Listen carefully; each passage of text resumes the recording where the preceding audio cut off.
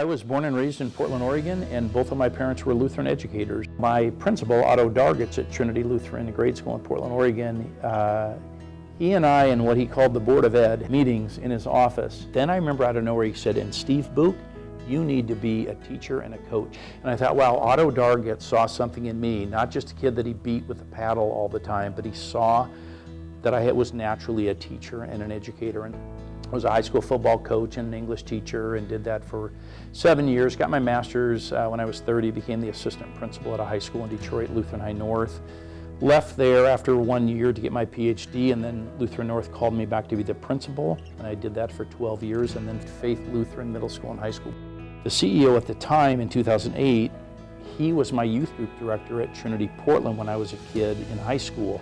And he said, "Hey, the high school principal job's open, Steve, and you're the guy. You got to come out here and take this." And long story short, I took the call.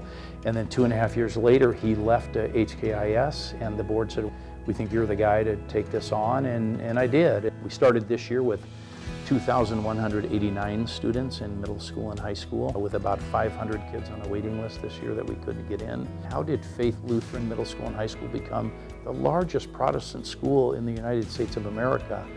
I have to just give thanks and praise to God. He chose this. I look back on my 63 years and think God just had this chessboard and used a simple guy like me to advance the ministries in the places I've been, and so it's been a real honor to serve him in the church. LCEF makes it easy as a church worker to invest. The rates that LCEF give are very, very competitive.